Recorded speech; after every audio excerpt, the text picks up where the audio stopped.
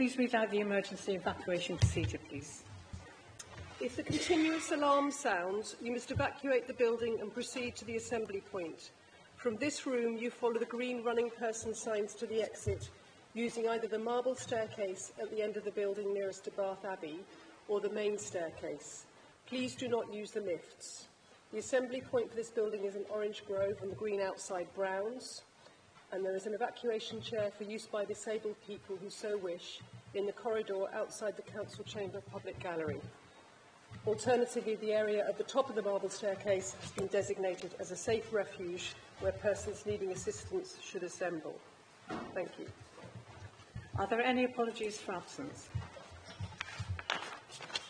Yes, I've received apologies from councillors Dave Biddleston, Deborah Collins, Sarah Evans, Ian Halsall, Gavin Heathcott, Saskia Helches, Ollie Henman, Joel Hurst, Hal McPhee, Onka Saimi, Chris Warren, Sarah Warren and Joanna Wright.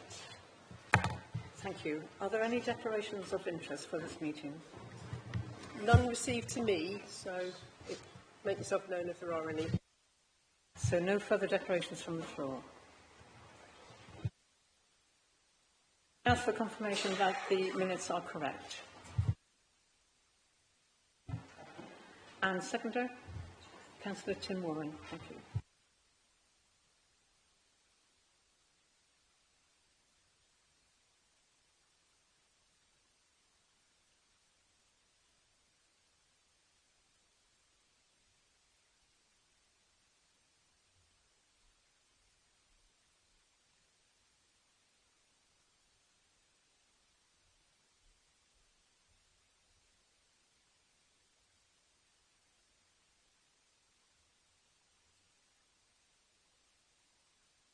I would now like to invite Councillor Karen Walker to come to the chair, please.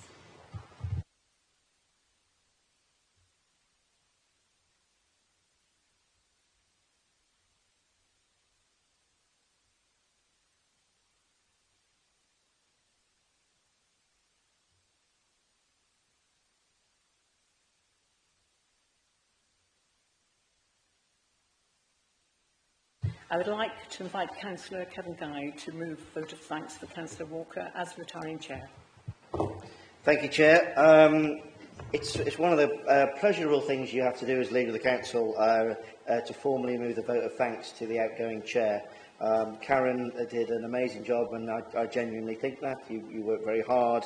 It's a very, very difficult role to do, a suit role, both the same as with the mayor's role, but I think you performed it excellently. There's some quite exciting events that we attended together. And genuinely keeping this room in order, particularly in this type of heat, is a difficult thing to do. So on behalf of everybody in the chamber, our heartfelt thanks for you for being chair for the year. Thank you very much. Thank you, Kevin. Would you like to second this, please, Councillor Moss? Yes, more than happy to second. Thank you for the work that you did in the air, Karen. I know it's a little bit late, because unfortunately we couldn't make the last meeting, but it does mean that we can thank you without any interruption or distraction from any other votes of thanks that are going on. I was asked by Eleanor, actually, when it came up that I was going to second this, but Eleanor sort of said to me that I had to thank you for sorting out a 522 bus and how it got her into Bath more quickly from Bradstop. And I thought to myself, well, the two bits to that, I'm not sure that the chair of council, I don't think it's in the job description, but I'm also aware that the 522 bus actually bypasses Peasdown St John.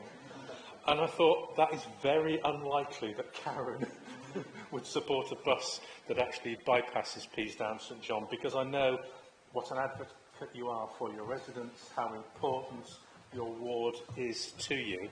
So as I say, I think that's highly unlikely, but I've passed on the thanks anyway. I can answer those questions after, Robin.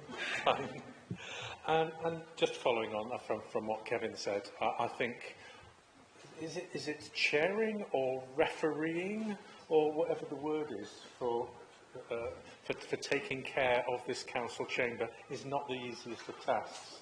So thank you for doing that, and thank you for your year in office. Thank you, Robin. Councillor Hughes. Thank you. On behalf of the Independent Group, we thank you for your efforts and hard work as Chair over the last year. Your commitment and leadership has been greatly appreciated. So thank you. Thank you, Sean. Councillor Ross. Yes, I'd just like to echo everything that everyone else has already said, but also, and on behalf of the Green Party as well, the Green Group here, I'd like to thank you for your chairing, but also I've enjoyed our catch-ups of the parish liaison meetings and also taking on a bit of feedback where I couldn't actually hear you in the chamber, and that was, I know it was quite close to the end, but at least I could hear you in your nice meeting, so thank you. Thank you, Sam. Councillor Tim Warren. Yeah, thank you, Karen. You've been a great figurehead for the council, as always. And one thing I think you've been exceptional as chair, but you failed tonight, is just to shut Robin up a little bit, because he likes to go on a little bit. But I guess tonight you're not in the chair. We can blame Liz already for giving him too much leeway. So you have 3 minutes, not 3 hours. But no, I think on behalf of all of us, you've done a great job again as chair. And I'm going to keep talking now just to annoy Robin. And thank you very much for all you've done. Thank you, Tim. Before I ask Councillor Walker to speak, I'd like to add my own personal tribute to Councillor Walker. I think she's been an outstanding chairman for the past year. She's done an excellent job, and she's been incredibly helpful to me in mentoring and giving me advice when I was vice chair and in preparing me for this role as chair. So thank you, Karen. And if you'd like to make a few remarks now. So most of you would have known that the reason why I was not in full council in May is because I had a hip replacement 7 days before full council. And in 10 years as being a councillor, I've only ever missed 2 full council meetings. So I think that's a tick for me. So I'm very grateful to Councillor Moore for standing in for me to hand over the chain of office to Councillor Hardman. So Liz has been a fantastic support as Vice Chair, and I wish her all the best as Chair of Council for 25-26, and I'm sure you will have an amazing year. I've had a wonderful year as Chair of Bath and North East Somerset Council. I've met so many amazing people from all walks of life, of which has been a privilege. In the past year, I've attended 85 engagements, very different from 6 years ago when I was Chair, when I attended over 300 events. I would like to thank Councillor Guy and this Council for putting your faith in me to represent Bath and North East Somerset for a second time as Chair. Thank you to all group leaders for your kind words. I'd also like to thank the executive team, Will Godfrey, Michael Hewitt and Joe Morrison for your support at full council meetings.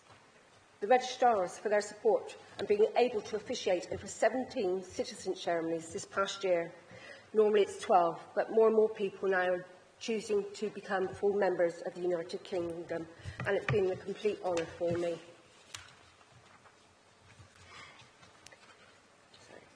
So I'd like to thank the Chair's office, and in my year as Chair, I've made some changes to the protocol form, which I hope will help Liz in this year going forward, and for Sean also.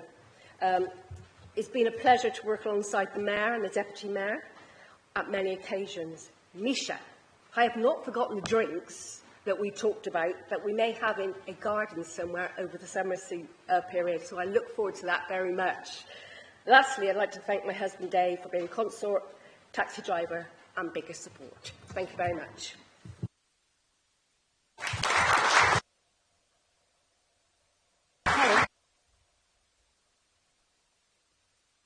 So I'm now going to award Karen her Long Service Medal. Thank you very much. Congratulations. Thank you.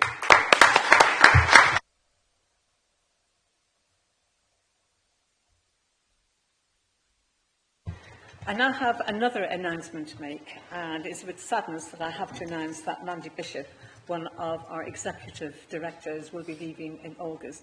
Mandy, I believe, has been with us for the past 8 years. She actually came from North Somerset, and I believe she's going to go back to North Somerset with a well-deserved promotion as CEO. Her promotion is well-deserved. She has been an outstanding officer, and I know you will join with me in saying that we will all miss her greatly. So good luck, Mandy, and we will miss you. Thank you for all you've done.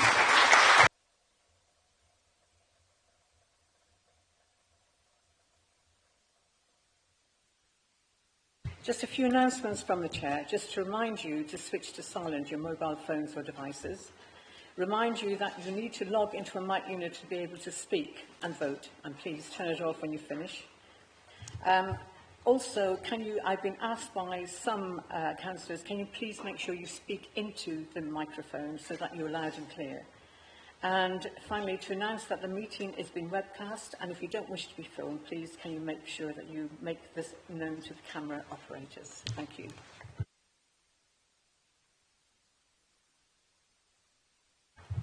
We now turn to our public speakers, and to remind our public speakers that they should receive a response to their statements from the Cabinet member involved within 5 working days.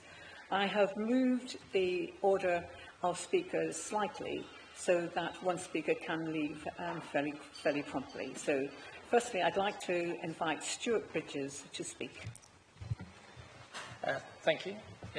So thank you for allowing me to speak this evening. I want to say a few words about recent upgrades to Bloomfield Road, which is in the Lincoln part of the Widcombe and Lincoln ward and is one of the historical southern routes in and out of Bath. For a number of years, residents of Bloomfield Road have been working collaboratively with ward councillors and Baines officers on how to improve safety for pedestrians crossing this road. This has been a big worry for residents, especially considering the number of school children in the area, and we have seen a number of collisions and near misses over the years. Initially, a community action group was formed, which led to the creation of the Bloomfield Road Residents Association, who campaigned on this issue. An important factor was the local Speedwatch group, who provided the data to show that something did need to be done. The result of these campaigns was the recent installation of 2 new zebra crossings at the junctions with St Luke's Road and Inglescombe Lane. This is a big improvement and improves the safety for local residents. Julie Ingerfield, who leads the Speedwatch group on our road that can often be seen at the St Luke's crossing, said that the percentage of drivers who breach the speed limit has fallen from a range of about 15 to 20% before the zebra crossings were installed to 5 to 10% afterwards. This has meant that they now have reduced the number of times that they monitor this part of the road and are able to focus on other areas.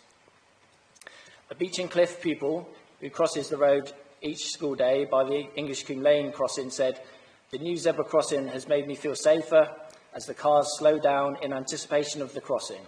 This means crossing the road is safer and easier for me each day." I also spoke with a parent who has children at Moorland School, and she said she feels much more confident now allowing my child to walk to school on his own.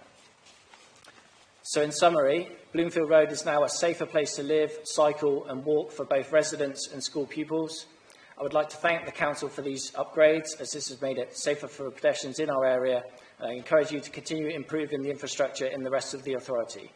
As someone who has lived in the Netherlands for 10 years, I can tell you that there is still a long way to go if we want to increase the active travel opportunities for our residents. Thank you. Thank you, Stuart. Are there any factual questions from group leaders? No. Thank you, Stuart. I would next like to call Hilary Carr, please.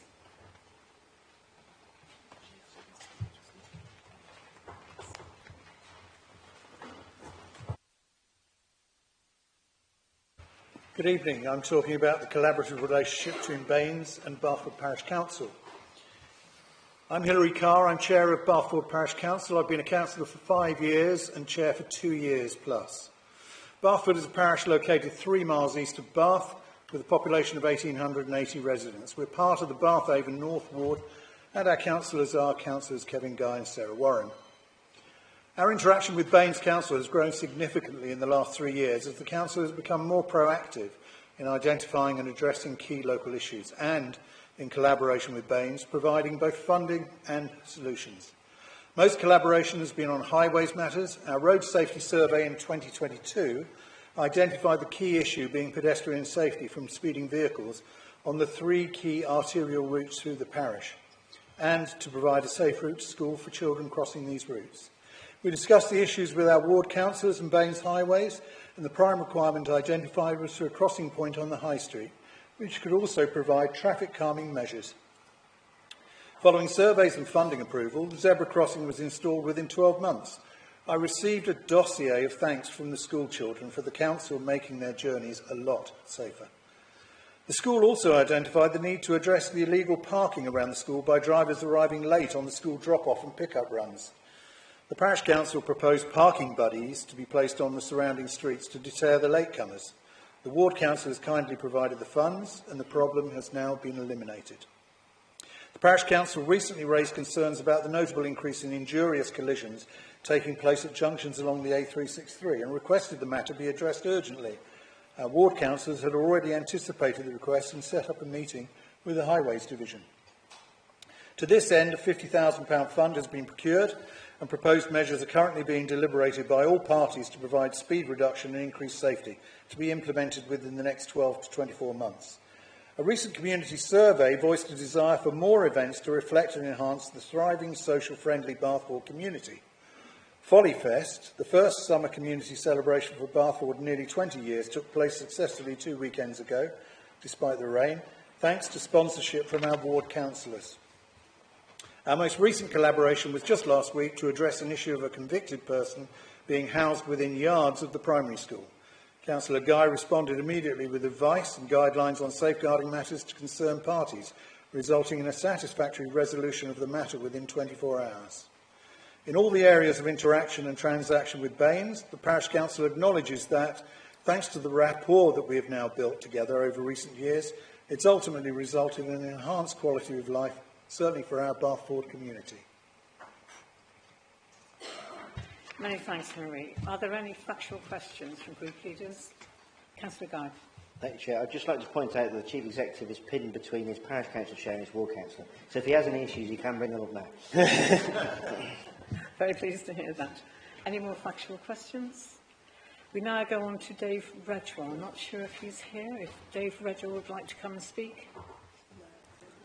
Okay, well, if he comes before this item finishes, we'll ask him to speak. Okay, can I now ask Theresa Franklin to come to speak, please?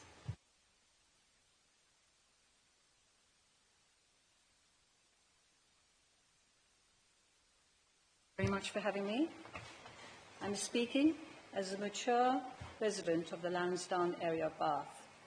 I decided when I reached a certain age that I would give aging gracefully and an age with vitality instead.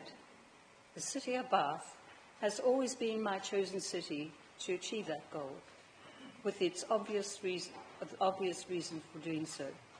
Its open green vistas, sports facilities, river, canal, etc. But now, Bath's active travel programme, its dedicated cycle lanes, its inner city vehicle access restrictions, plus the introduction of livable neighbourhoods, have further increased physical activity opportunities.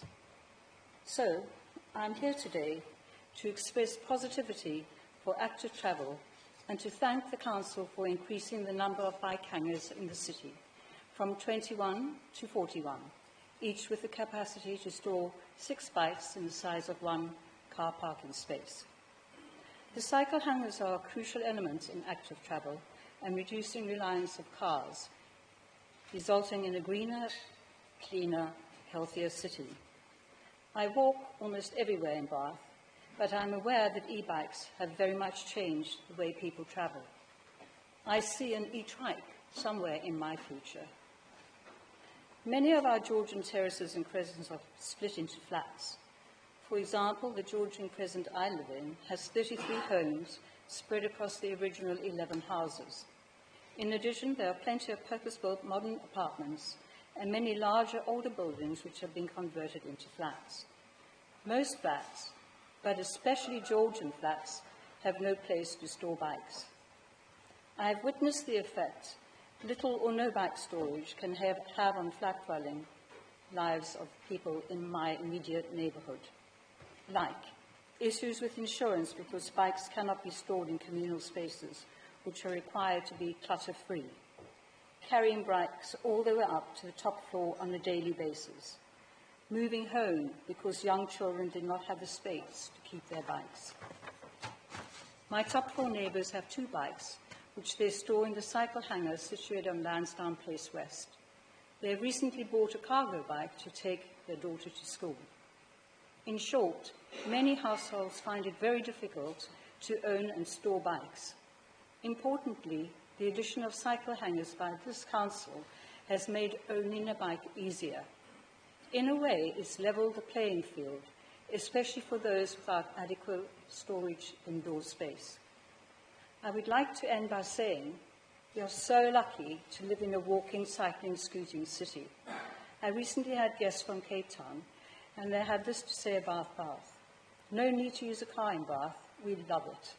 It's such a liberating experience to walk, scoot and cycle, exploring at your own pace, and to find hidden corners, local shops, and interesting architectural details.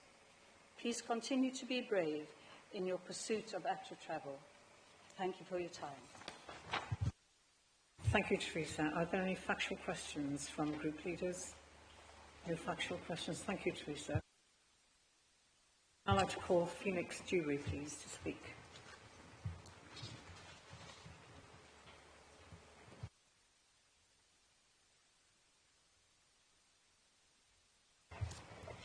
Hello everyone, my name is Phoenix and this is Ross, and I've lived in Bath for 2 years.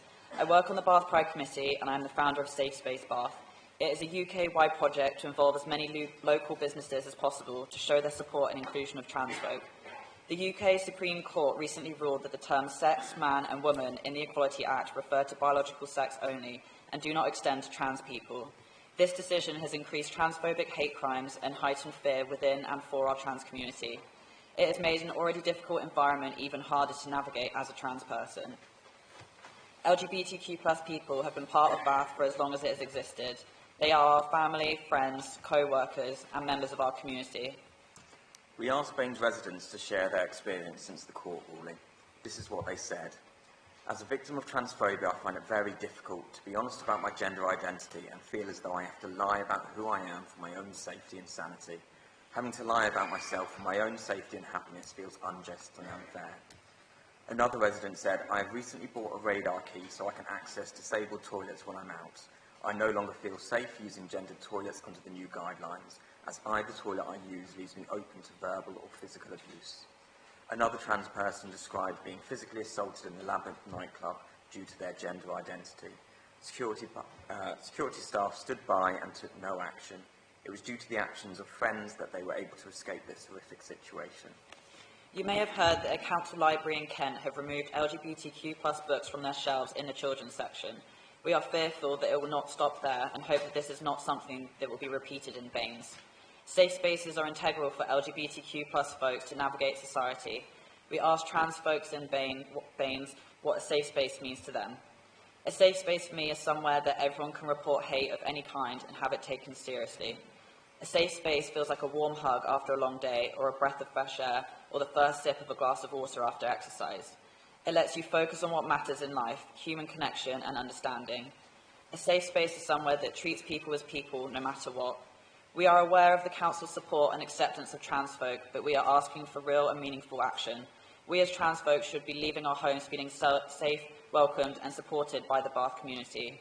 Stockport Council have recently signed a movement that I have sent to Bath Council ahead of time, which could be used as framework. We've provided a separate document listing commitments for Baines Council to read through, and we ask that you councillors agree and champion them. We thank you for your commitment to creating a safe space for your residents. We know that as councillors, your commitment to protecting marginalised groups from discrimination is a key task, and we look forward to working with you to ensure that Baines is a safe space for trans people as well. Many thanks for your comments. Are there any factual questions from group leaders? Councillor Ross. Thank you for your statement. Are you aware that the Supreme Court ruling hasn't changed anything in regard to protections for trans people under the Equality Act 2010? Yeah, I understand that it is a guideline, it is not a lawful instatement.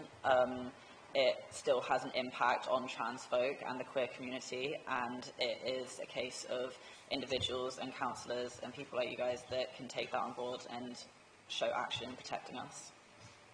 Many thanks. Are there any other factual questions? Councillor Tim Warren and then Councillor Ross. Yeah, thank you, Chair. I always think of Bath being a nice sort of sea-beach place. Have you been threatened yourselves in and around the city of Bath? I haven't personally. I have had multiple friends that have up until a couple months ago. Yeah. Thank you for that. Councillor Ross. Thanks so much for your statement. Just turning up in public, I appreciate, is actually quite a difficult thing sometimes. My question is, what does Safe Space Bath define as a safe space? Safe Space Bath defines a safe space as somewhere that not only welcomes trans folks, but celebrates, protects and respects us, as well as providing services and facilities that affirm trans people's identities. It's somewhere that trans people can trust they won't face discrimination or debate. Thank you. Councillor Guy. Thank you, Chair, and thank you for your statement. Would you be willing to meet our Qualities Officer and our Cabinet Member to discuss this further? Yes. And secondly, thank you for coming and mentioning this. It's very brave to speak in front of a big group of people that you don't know, so we really appreciate that. Thank you very much. Very much be open to speaking with them, yes. Thank you. Thank you. I'd now like to call Bob Goodman to speak.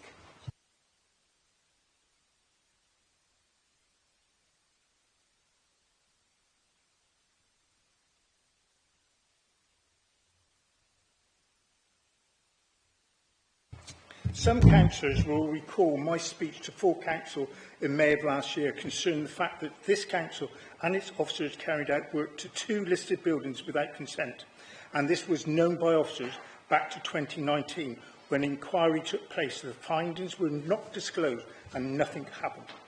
The breach was admitted by senior officers who indicated that the tenants would be moved out and work begin on the reinstatement as soon as possible. I then estimated that each property would take £150,000 to repair. Last week, purely by chance, a friend showed me particulars of a letting of number 10 Wellington Buildings as she was looking to move in. You cannot imagine how immensely disappointed I was to see this criminal act had been totally ignored by this council. Looking at the photographs my friend took also showed me it appears that all the ceilings in the property were replaced with plasterboard when they were allowed in plaster in the first place, without listed building consent. So rectification is now likely to cost over £200,000 per house. To let the property knowing that a criminal offence had been carried out is truly shocking. Senior officers and indeed the Cabinet and Council leaders are now complicit in this criminal act. I have consulted a barrister who was truly shocked to see the evidence I presented. He said, to see a local authority to continue to ignore the law is quite appalling and they have many questions to answer. He confirmed that local authorities are still bound by the law and there is no exemptions. The consequences for the local authority is that officers can be prosecuted for unauthorised works or knowing of unauthorised works. The matter can be referred to police, but is more likely to be dealt with by the Crown Prosecution Service and Historic England, who will lead the prosecution. Indeed, documents have been sent to them. The documents have also been sent to major media outlets. I do wonder what UNESCO will think of this council, and indeed the manager of the World Heritage Site, who incidentally was a listed building officer who approved the original application, which was totally ignored. I wonder how he feels about this council now.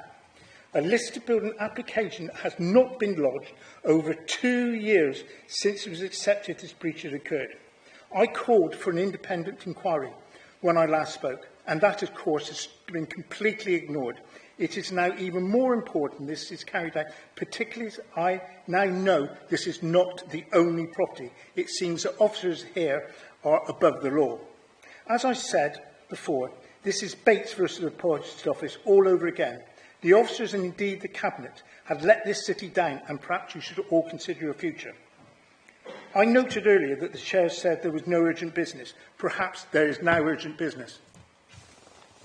Many thanks. Are there any factual questions from group leaders? Okay, Councillor Jackson. Right. I wonder if the Speaker is... Well, I would like to ask the Speaker if he is aware that enforcement, unfortunately, in the terms of the legislation, is left to the discretion of the local authority, whether they're going to enforce or not. It is not mandatory, as far as I understand it. And, of course, this is the legislation the Conservative government put through. You're wrong. If the council do not do it, they are culpable. thank you for that. I think we need to prolong this in another venue. Thank you. Councillor Hughes, please. Thank you. Can I defer to Councillor Blackburn, please? Thank you for your statement. To the best of your knowledge, how long has the Chief Executive known about the criminal act that has been committed by this council? I first brought this to attention of officers in February 2023, and I was told at that time that the Chief Exec was informed. Thank you. Sorry? Not... Okay. Councillor Guy, can you... Thank you. Councillor Tim Warren.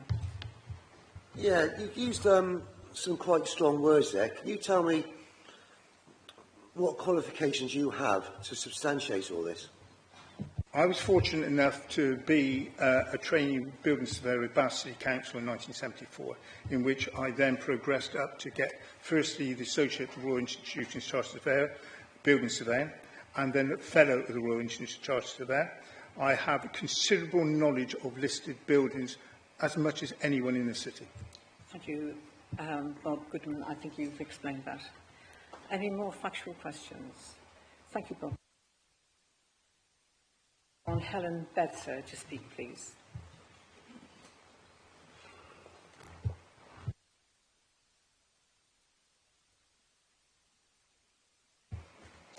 Hello, thank you for allowing me to speak this evening.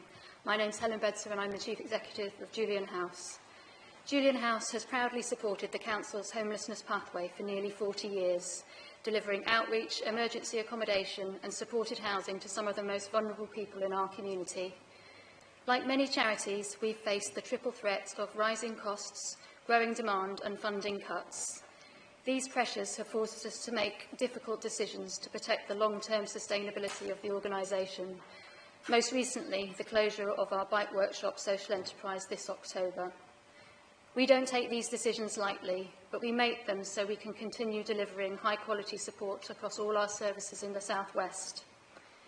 In Bath and North East Somerset, we've had to direct a significant portion of our unrestricted charitable income to subsidise essential services, particularly the Manvers Street Hostel and our outreach team. These services have been underfunded by as much as £250,000 per year. Thanks to generous public donations and support from charitable trusts, we've been able to keep these services going, but even those sources are now under pressure due to the cost of living crisis. Beyond the hostel, we also provide 68 additional wet spaces across Baines. Of these, 22 are entirely unfunded by the Council, yet they still add vital capacity to the homelessness pathway. Again, we cover the shortfall through our own resources. Despite this commitment, the future of the hostel remains uncertain. Our lease ends next summer, and we still have no confirmation of future funding or a new site secured. We've been raising our concerns about the future of the hostel for over 2 years and have been actively searching for a new site and submitted 2 detailed business cases at the Council's request. Unfortunately, delays in the Council's procurement process have already cost us 1 potential location, and now a second is at risk. The new Procurement Act was meant to streamline public sector commissioning and support local providers, but this does not seem to be the case here.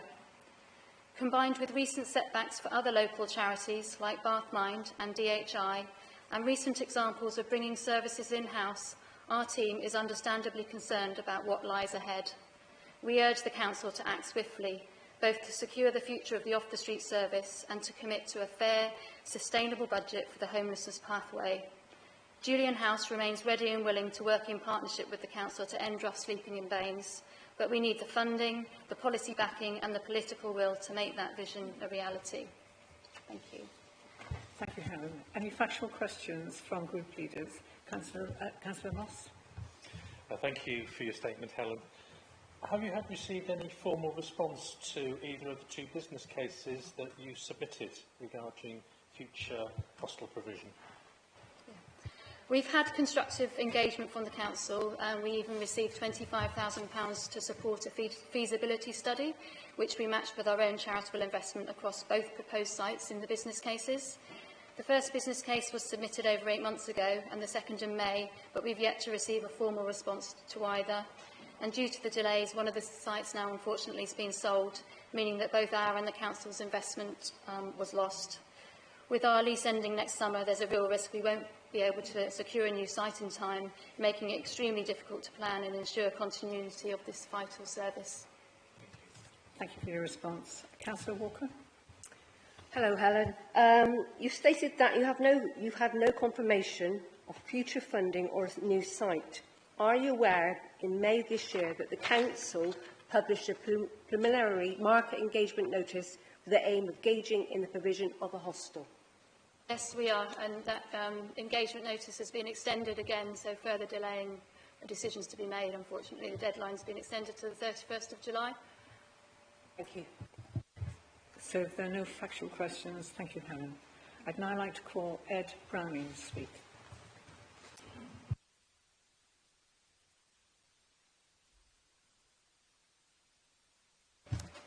Thank you for giving me the opportunity to speak. I'm here to talk about why we need a better public toilet strategy. I come here with 3 different hats on.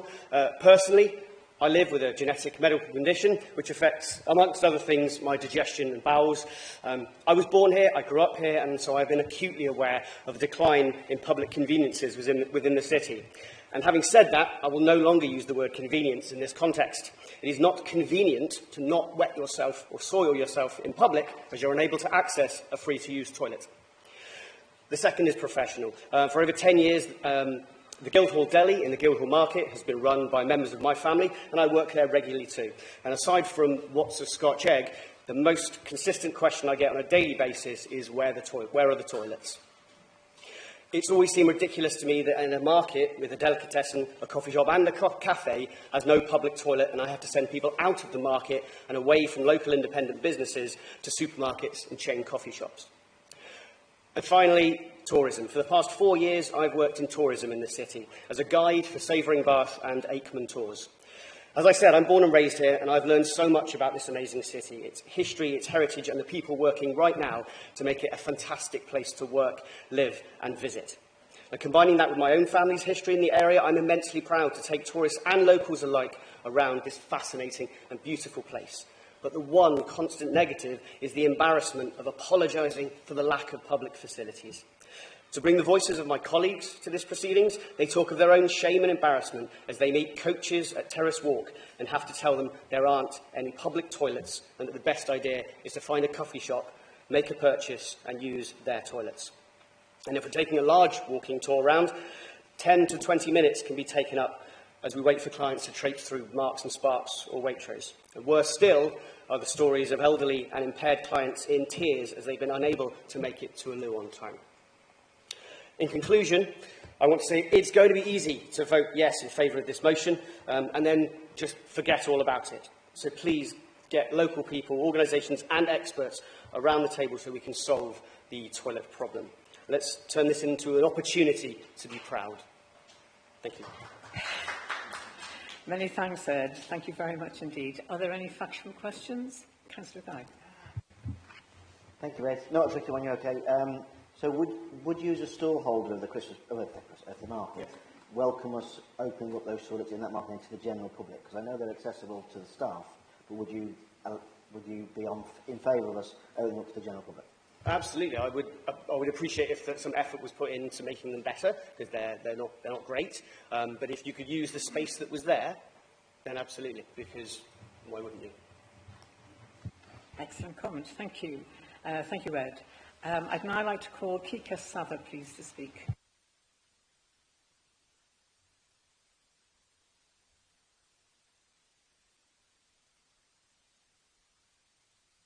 Right. The Student Community Partnership is quite unique. I don't think that this actually exists anywhere else in the UK in terms of the length and level of partnership working we are doing. It was set up over 20 years ago, in 2002, and at that stage there were 8,000 students in the city. Today there are over 31,000. So the aim of the Student Community Partnership is to improve the relationship between students who live in HMOs in the city and the rest of the residents in Bath. Basically, we're a team of 3 people. We're based in Oldfield Park. and we take all the complaints. What I thought I'd do in terms of talking to you about what we work on is highlight the benefits to you as councillors. I should explain that the partnership working that we do looks particularly at housing standards and quality for students, partnership working around sustainability in Bath, safety for young people in the nighttime economy, river safety and housing quality, as I say. So the benefits to you are increased and direct engagement between us and residents and students. So for about 22 weeks of the year, we actually go and knock on doors, which I'm sure you're all familiar with. And this is quite rare in university cities. Most cities run a campaign that will last for a week or two, where they go and give information as students move in or move out. So we're doing that for most of the year. It's a business as usual piece of work for us. So what we're delivering is information on how to integrate into your community, giving them information about things like minimising the impact they have on waste and recycling, reducing noise, all those low-level things that would upset residents. Councillors, I would say, in Oldfield Park and Westmoreland have seen quite a decrease in complaints that go directly to them as we've handled them. Councillors in other areas that have a lot of students do approach us, and then we'll deal with issues that come up. We've seen quite an improvement in the presentation of HMOs since we brought in the community warden. I wanted to read to you a statement of an email I got from a resident from Southdown quite recently, who said, "We were chatting with friends the other day and the topic of student houses came up. We'd like to let you know that over the last few years there's been a dramatic decrease in disturbances caused by students, and living in a very densely student-occupied part of Bath, this has dramatically improved our quality of life. There is a stark contrast between the situation when we moved in 2014, or even in just the last 4 years, and I think this must be down purely to the efforts of you and your team. So thank you so much for transforming ours and similar areas over that time. Noise, which was always the major issue, really hasn't been a problem all this year, and was decreasingly so over the past few years. It's made a massive difference to us." Could you bring your comments to a close now, please, because you've run over time. So sorry. You've got all the information in the statement. I'm here to ask you for funding. Basically, Bath... I'm going to have to ask you to stop, please. Okay. But I could suggest perhaps you send an email to the head of the council, the chair of the council, sorry, the leader of the council even, so that he can address your concerns. Yeah, not quite me, but nearly. So many thanks, Kika. Thank you. I'm getting ready to stop. I forgot about factual questions. Sorry. Any factual questions? Councillor Hughes. Thank you. I'll defer to Councillor Blackburn. Thank you. Good evening, Vicar, and thank you for coming to speak to us tonight. I think you know a big fan of what you've achieved over a long period of time. But my question to you is, how much funding do the University of Bath and Bath Spa University give to you and pledge to you each year at the moment? They put in 50% of the costs. Okay, thank you. Any more factual questions? Councillor Tim Warren. Can you give us a figure or not? Or that's how much rather than the percentage? The cost of the operation is about 100,000 a year. So the universities are providing 50,000 between them. Okay. So that's my question then. That really was Collins. Yeah, very quick one. How long will they keep funding? Do you know how long they're going to keep funding that for? What, the universities? Yeah. They commit to 3 years of funding at a time. Okay. Are there any more factual questions? Councillor Walker. Hello. You've mentioned that in 15 Bath wards there is student living and they're moving further afield. Do you know how many students are now moving towards Peasdown, Radstock, Westfield? To Peasdown? Where else, sorry? Radstock and Westfield and Midsummer Norton. We've got a few in Radstock and Midsummer Norton, but I think those are in family homes rather than in HMOs. There is a shortage of accommodation, as you know, So they're moving further and further out as the accommodation in Bath is depleted. Thank you. Thank you. Thank you, Kika. Right, moving on to our next speaker and our last speaker, Malcolm Baldwin, unless David Reginald has appeared, which he hasn't, so this is our last speaker. Malcolm Baldwin, please.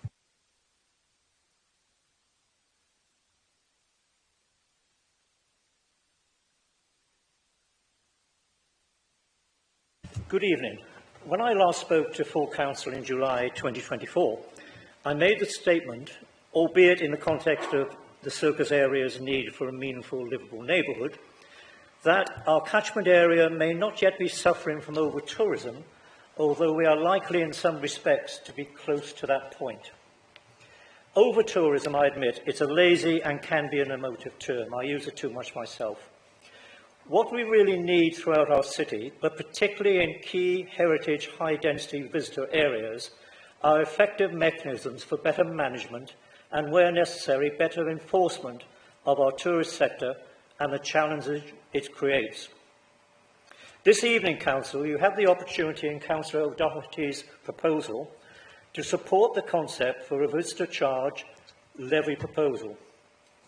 This can provide a mechanism for vitally required additional resources to both assist in offsetting the issues created by the sheer magnitude of our tourist visitor economy, whilst at the same time providing additional resources for significantly improving the quality of our public realm. A tourist visitor levy on commercial guest accommodation, including Airbnbs in our city, is, I suspect, implicit within the proposal before you later. Looking forward, such an additional revenue stream would be wasted in its level of opportunity to transform our important tourist sector if it was merely used to offset budgetary gaps within the wider range of Baines' departmental spending. A revenue stream tourist levy created from the local visitor accommodation structure, if secured, should be reinvested into improving the quality of our public realm and its streetscape. This, together with investment in more effective enforcement of all aspects of our tourism sector activities, could and should be a quality exemplar for all other tourist cities in the UK. We should not be tempted to allow any such additional tourist sector financial resource streams to be diluted in their impact by being used to paper over budgetary gaps in other sectors or by reducing the assumed ongoing budget for the heritage tourist sector, currently reflected within the Baines overall budget envelope. Within the proposal later this evening, you have the opportunity to create a virtuous circle of additional financial resource, improved management of an increasingly pressurised but vital tourist sector, significant improvements to our public realm, all resulting in a more robust, a better managed and more generally satisfied visitor profile. Councillor O'Doherty, and also the Leader of the Council, should be supported and commended in pursuing the tourist visitor levy, and I hope you will all support it against the caveats that I mentioned this evening. Thank you for your time. Many thanks, Malcolm. Are there any factual questions? Councillor Walker. Thank you. So if the motion on tourism visitor charge is passed later this evening, would it not be beneficial for the whole of Baines, not just to improve the public realm in the city centre, that the revenue be used to support all public realms of Baines? So my question is, do you think the money should be used across the whole of Bath and North East Somerset? I take the view that, yes, it should be beneficial to the whole of Baines, but what I would suggest is that there is a greater density of impact on various heritage areas and the busier areas of our domain, so to speak. So I would expect there to perhaps be a spectrum, a sliding scale, whereby all of Baines enjoys the benefits, but where there is critical issues which are developing faster and faster, they should perhaps be given a little more attention than the whole of Baines. But that doesn't mean to say that Baines as a whole shouldn't have advantages from it. Many thanks, Malcolm. And that is the end of our speakers list, unless there are any more factual questions. Councillor Hughes. Thank you. Now, apologies if you covered this in your statement. I'm just trying to... It's not a phrase I've come across before. So I'm just trying to understand how you think the levy would solve a problem of over-tourism. I don't necessarily think the levy will solve the problem of over-tourism, which is why I state the point that I think over-tourism, even by myself, is a too-used phrase. What I think is in Bath, and particularly in key areas where we have greater density of tourists, it needs to be managed differently. And we have lots of ideas, not for this evening, of how that could be done as a residents' association, which would be beneficial not just to our areas, but to all of the population of Bains who come into Bath as well and enjoy it as local residents. That balance, I will be quiet in a minute, that balance between visitors and residents is crucial to get right. Don't believe that over-tourism can't be managed. Believe we should stop using the phrase, I should stop using the phrase, and we should be talking about better management of tourism. Many thanks, Malcolm. Now, one last time, any more factual questions? Councillor Jackson. Councillor Moss, do you defer to Councillor Jackson? Please.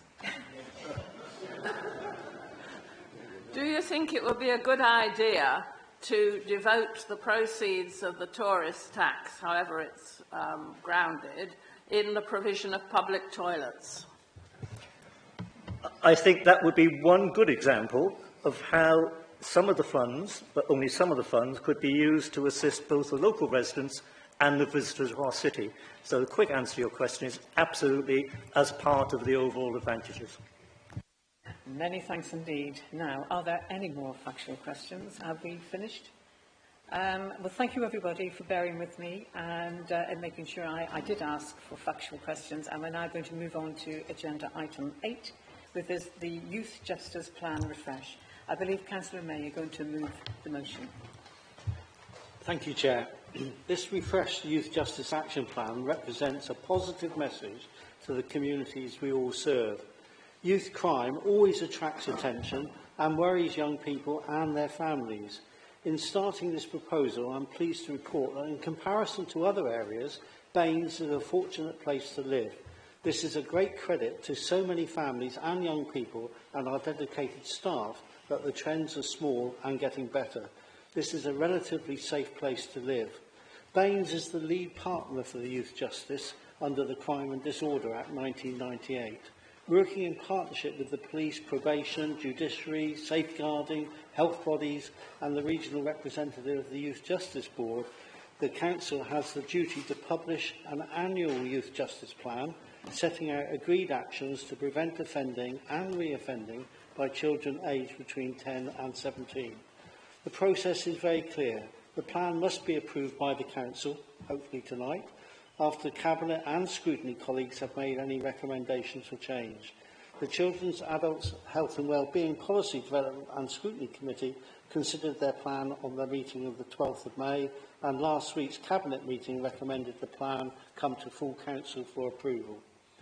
A year ago, the Council set out and agreed a 2-year Youth Justice Plan, so this evening's decision is a confirmation and update. Generally speaking, Bains sees a low rate of reported crimes, with only a small number of children being supported through the formal youth justice system. The children who are in the system are some of the most vulnerable children in our community. The service works closely with the Violence Reduction Partnership because we have a statutory responsibility to not only prevent youth offending, but also to collaborate with partners in developing a strategic needs assessment to address serious violence. Funding is statutory, and Bains contributes £508,581 towards the total budget of £949,744. The National Youth Justice Board for England and Wales sets out the framework and funding requirements to trigger the payment of a national grant. Partnership is essential, and in recent years we've moved towards a child-first approach with the justice system. This means that we see children as children. We prioritise the best interests of the child as well as the victims of crime. This means we have to understand their needs, vulnerabilities, abilities and capabilities so we can help them to move forward in the future. We develop ways to move away from offending to make communities safer and having less victims. The plan continues with 4 approved strategic priorities which we agreed last year: reduce disproportionality, This means we recognise that some children are overrepresented in the justice system, and we made reference quite clearly around children with minority ethnic backgrounds and children with special education needs. And we work in partnership to reduce this disproportionality. Strengthen participation is number 2, including approaches to hearing the voice of children and parents and carers. And number 3, embed children first principles. This includes training and the use of a new tool to prioritise the voice of the child and the co-creation of their support plans.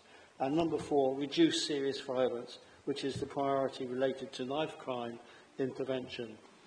The plan includes a section reporting back on progress against each of these priorities over the past year. First-time crime in Baines is very low and much lower than regional and national comparisons, and the same applies to reoffending. There was only a single custodial sentence last year. This reflects the close work carried out with identified risk children and their families. By working with children consistently, and that's an important word, we build trust and help them move forward. The partnership was inspected last year and was rated as good, with many areas outstanding. Outstanding was granted in 3 areas, and 9 other areas were rated as good. Our staff were rated as outstanding, and we congratulate them and thank them for their superb work. I therefore, with pride, move the recommendations to approve the Youth Justice Plan 2024 to 26. Thank you, Chair. Many thanks, Councillor May. Councillor Mansell, I believe you are seconding the motion. Thank you, Chair. Councillors, the Labour Group strongly supports the Baines Youth Justice Service Plan 2024-2026, a plan that is not only evidence-based and forward-looking, but firmly rooted in the values we as a council have pledged to uphold: fairness, inclusion and justice for all, to help people have the best start in life. This plan is more than a statutory obligation. It's a strategic opportunity, an opportunity to intervene early, reduce reoffending and break the cycle of inequality that too often shapes the lives of vulnerable young people in our communities. It aligns with the government's ambition to establish 50 Young Futures hubs, offering a lifeline to those at risk of falling through the cracks. Our plan complements this national vision with local action. One of the most powerful aspects of this plan is its clear focus on equality and disproportionality. It acknowledges the uncomfortable truth that children from Black, Asian and minoritized ethnic backgrounds, those with special educational needs and those from care experience backgrounds are overrepresented in the youth justice system. This demands a systemic response.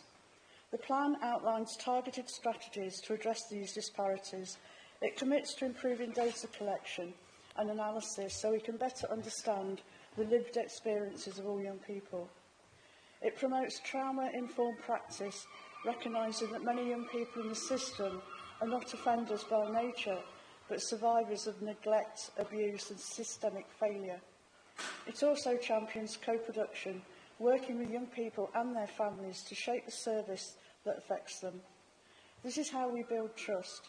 This is how we ensure that every voice is heard, especially those who have been historically silenced. This is not about being soft on crime. It's about being smart on prevention. It's about recognising that the root causes of youth offending, poverty, exclusion and discrimination are issues we have the power and responsibility to address. But let me be clear, equality is not a box to tick. It's a principle that must guide every decision, every intervention, every conversation, and this plan gets that right. As councillors, we're stewards of public trust and public funds. This plan aligns with our wider priorities. It's a sound investment in both social justice and long-term cost avoidance. So I urge you all to back this plan, not just in words, but in action. Let's invest in prevention, in education, in mental health and safeguarding. Let's challenge bias wherever it appears.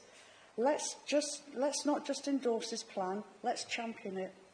Let's hold ourselves and our partners accountable for delivering on its promises.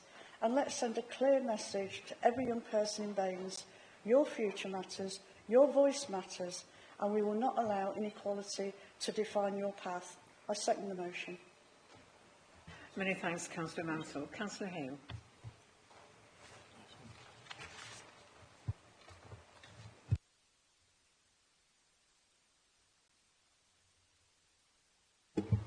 Thank you, Chair. It's obviously a very emotive scrap line, children first. I've sort of waded through this a little bit and find it hard to find anything that talks about victim first.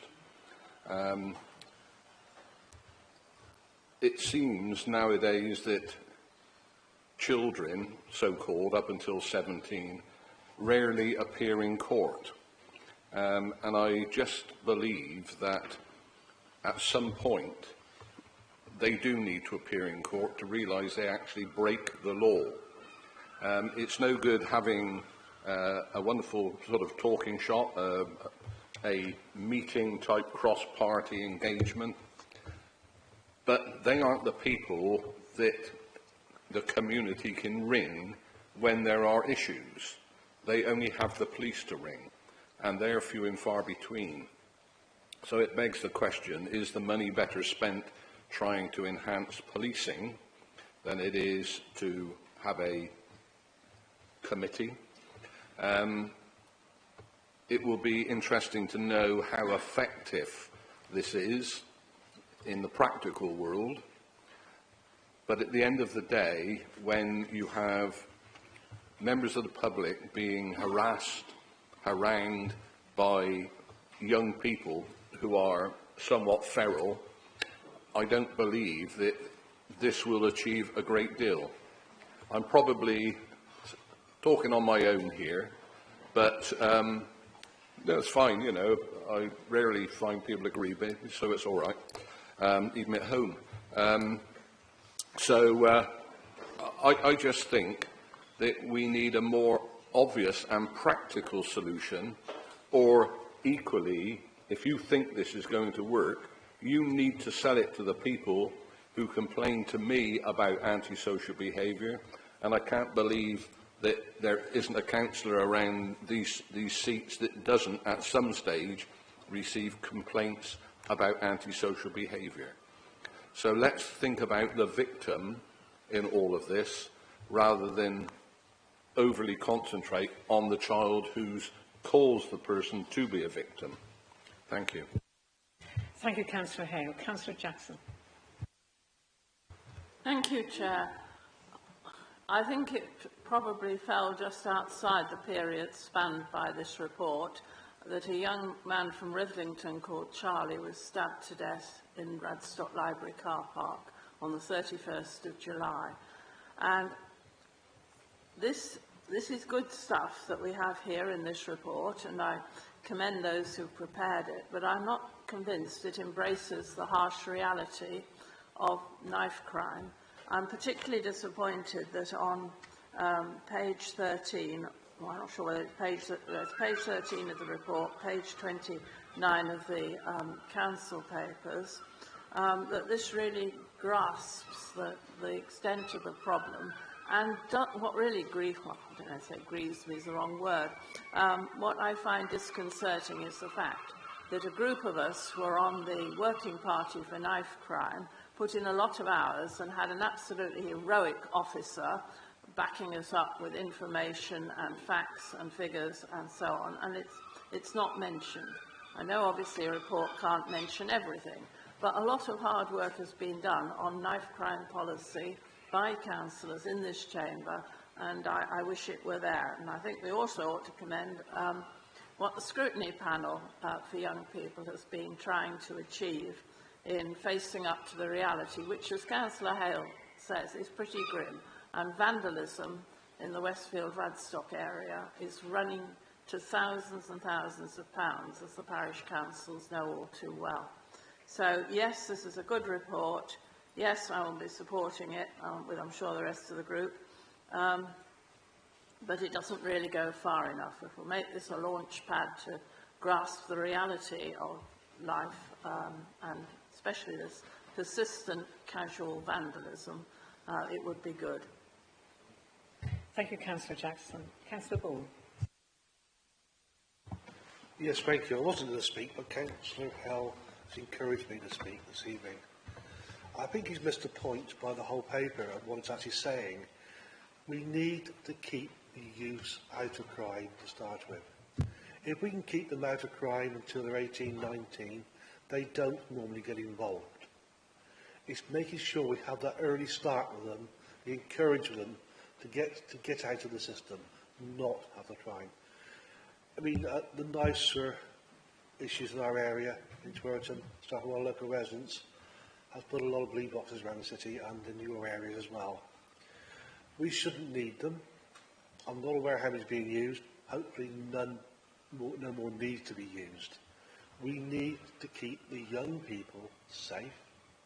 We need to educate them properly to make sure they don't lead a life of crime. I'm sure you remember, Councillor, I was ex-policeman. You remember dealing with children and young people. In our area now, it's not the 16, 17-year-olds with problems. It's the 20, 21, 22-year-olds who get pissed at the pub and come and break windows on the way home and cause damage to phone boxes. I mean, what we've still got and other things in the community. So that's the vandalism age now. We need to stop them getting there in the first place. Thank you, Councillor Ball. Councillor Rigby. Thank you, Chair. I too will be supporting the paper. I commend Councillor May and the officers for the work they put in it, and I also really value the words that Councillor Mansell said.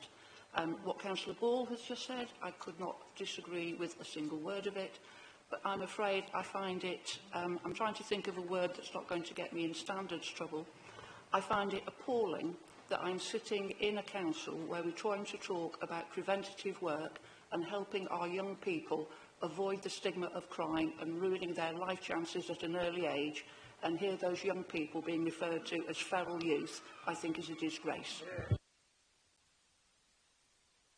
Councillor Elliott. Thank you, Chair. I too found Councillor Hale's remarks difficult. I think that the prevention is always better than cure, and he was presenting an either-or situation. I don't think it should be an either-or situation. The work that we can do as a council is preventative work. We are not the police, and we do that preventative work really well, and that's what this paper sets out.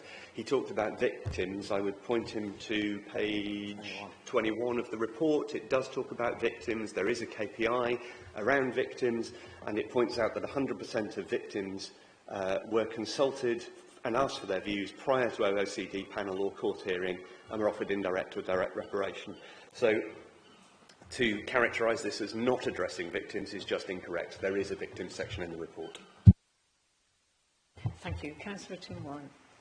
Yeah, thank you. I'm going to speak up for Alan here, actually, which surprises me, as well as probably anyone else. I think what he said was taken out of context. There are wild groups of young people around. If there wasn't, we wouldn't have to do this. And it's a sad reflection on society. Is it the kids' fault? Probably not. It's probably the way they're brought up. But there are there, and they're a small minority, which is why we have to have papers such as this. And I think the paper's a great paper. I'll be supporting it. No issues with that. But I think we just need to be real and realistic about what's going. You know, people are not just kids, but people in society need to learn right and wrong. I think that's the big issue of where we are. Thank you, Councillor Warren. If there are no more speakers... Oh, sorry, Councillor Wade.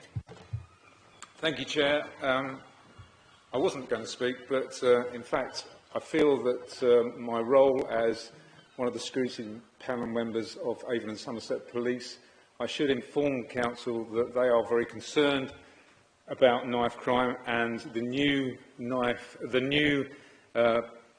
crime. Thank you. The new crime plan, which is started by the new Police and Crime Commissioner, Claire Moody, involves 5 categories. One is particularly about knife crime, and the other is particularly about the victims of crime. So certainly our plan, which Councillor May is talking about, has links across the piece and is not in isolation in any way, and it is very comforting and supportive that Avon and Somerset Police are aware that these are considerably important issues, and they are looking into them with much gravitas. Thank you, Chair. Thank you. Councillor Guy. Thank you, Chair. But like Councillor Vaughan, I wasn't going to speak until the leader of the Conservative Party spoke. But I'd just like to highlight a point, and a former member of the Conservative Party as well. We have a situation where billions of pounds was withdrawn from preventative services over consecutive Conservative governments. And you're talking, and billions of pounds was withdrawn from funding the police force. Tens of thousands of police officers are left. And you sit there now trying to blame young children and calling them feral is genuinely disgusting when these issues are your problem. Your Conservatives created these issues and we're now trying to fix them. So I find it absolutely appalling, and particularly your use of language to some of the most vulnerable in our society. Well, point of order, Chair. Councillor Warren. I've just been accused of the finger pointed. Actually, I didn't blame the kids. I said it goes back sometimes to the parenting, and that's the way it came from. I think we will move on from that. Are there any more speakers? If there are no more speakers, Councillor May, would you like to sum up, please? Thank you, Chair. I hope, in fact, that the whole Council will be able to feel they can support this action plan. The point with Councillor Hale has raised, that the scene has changed quite a lot from youth offending to youth justice. And that means that you actually work with young people to actually help them move forward, as opposed to criticising them and sending them to jail. And under those circumstances, even one case that as a custodial service is something that we should feel upset about, because if the system works, then those children will not be going to court. So there's a lot of work, and I mentioned the number of people involved. I go along to these bodies, the partnership meeting, and they're all well attended, and they're really well engaged with the real issue about making children, help them right the way through the system. And we work with the system, and I mentioned around being consistent. We work and we develop those young people, and that's really the key moving forward. And the figures in this area are much, much lower than other areas, and I think we can be proud of what we're doing. And I think moving forward, there was the report around knife crime, which I'm more than happy to make available to every member of the Council. It's a really good report, but that's very much around that case was around youth justice in terms of outside of our area, as well as the victim being in our area. So I think the point that I'm trying to make is that it's not a talking shop, it's something that's real, and if we can choose to save one person's life through this work, then I'll feel very proud of it. So I'm moving it this evening, and I think it's something that I feel really quite passionate about. It's about children, it's not about offenders. Thank you, Chair. Thank you, Councillor May. We'll now go to the vote.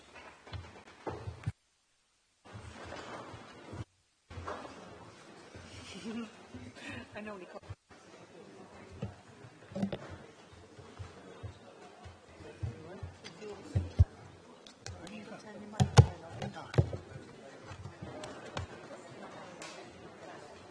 to it. Yes. Oh, you just need to press the little mouse.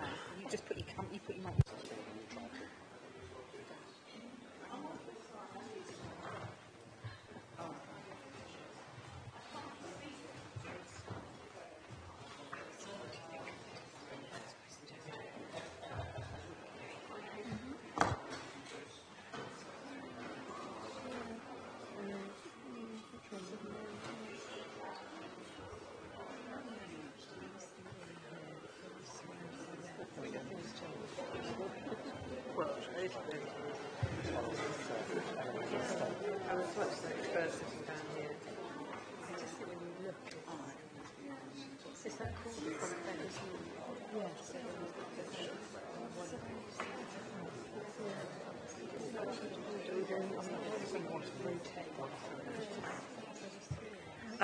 Thank you. The vote has been cancelled, has been counted, and it was unanimous. Thank you all.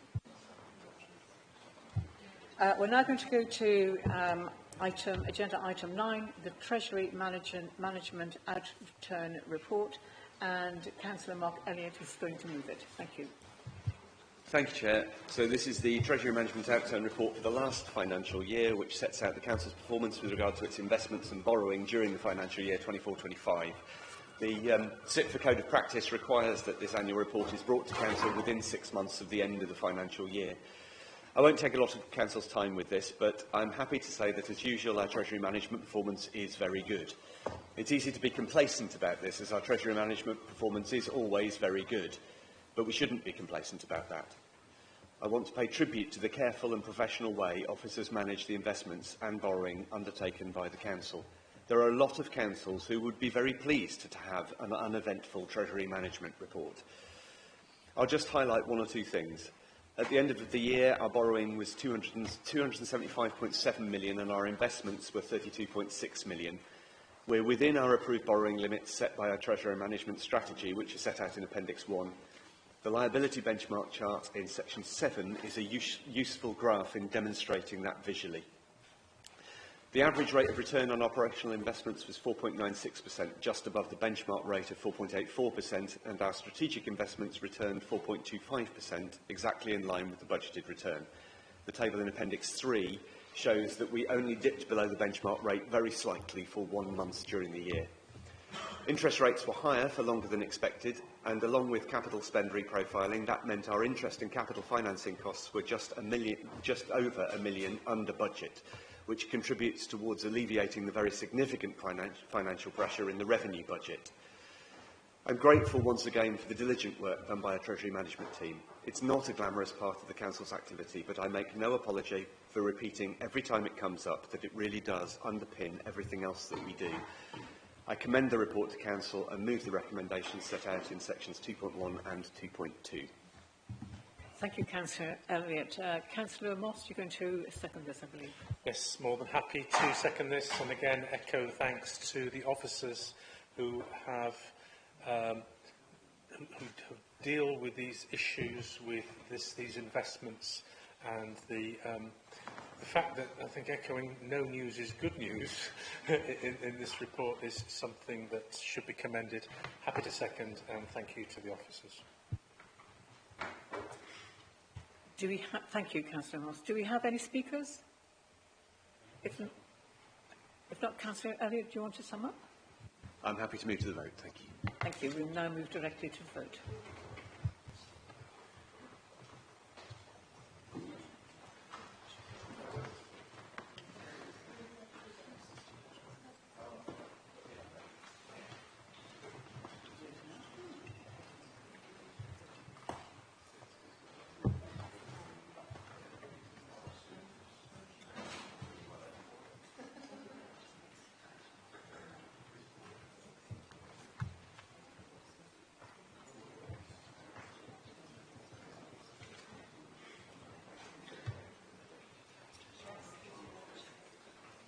Thank you, everybody. That motion was unanimous. We are now going to go on to agenda item 10, flexible retirement of the Chief Executive. Councillor Guy, I believe you're going to move this motion. Thank you, Chair. As you've all seen, Will has announced his intention to step down as the Bain Chief Executive after 6 years of dedicated service. It will continue in his position for full time until the end of September, as laid out in the report, before transitioning to a part-time role for 3 days a week until the end of January 2026. This is a normal transition period, which is often common in most councils. These arrangements are designed to ensure a smooth and effective leadership transition and have been approved by the Restructuring Implementation Committee, which involves all group leaders. Will didn't want much of a fuss this evening about this particular issue, and he has left the room, so filling him full of hot air would be inappropriate. But some of his achievements I'll mention briefly. His COVID response, he led outstandingly, delivering new facilities such as the Keynsham Recycling Centre, and dealing with the ongoing financial challenges that have been present in all councils has been extremely challenging, and he's done an outstanding job. These have been some of the most challenging times, not just of our lifetime, but probably since the Second World War. And as a Chief Executive, he's led us through those, which is not an easy task to do. We've recently had a peer review of the Council, which you will all see very shortly, and it praises us very highly. And that is deep credit to Will himself. Will's principled vision and approach and deep commitment to public service is something we've all admired, and he will be missed when he doesn't want me to use the word retired, so I won't. And also he didn't want us to use a fuss, so the Swansea season ticket that we all chipped in to get him, I sent back. On behalf of the entire Council, I want to thank Will for his outstanding contribution and unwavering commitment to public service, and I'm happy to move this paper. Thank you, Councillor Guy. Councillor Moss, you're seconding this, I believe. Yes, happy to second this. There was a full discussion at Restructuring Implementation Committee. And can I commend this, the way that this will be a part-time and a tapered retirement that actually gives the council the opportunity to recruit, to transition, without having to pull in a temporary chief executive at a fortune per day. Can I also say that it is an absolute coincidence that he announced his retirement to all councillors the morning after he attended Westfield Parish Council for a questioning session.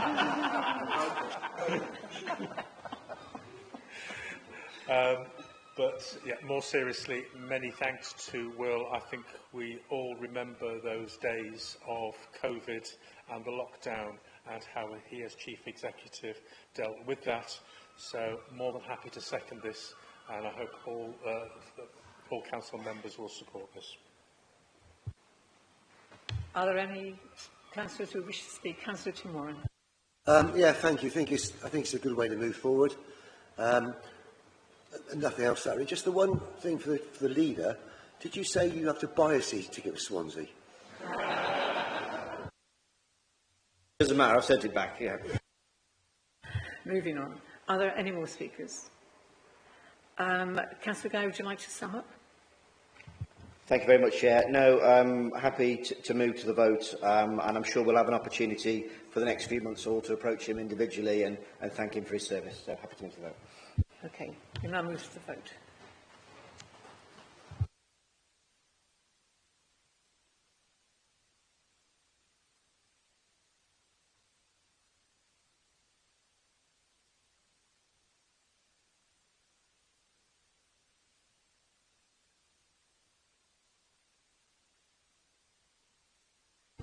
Thank you, and that was unanimous.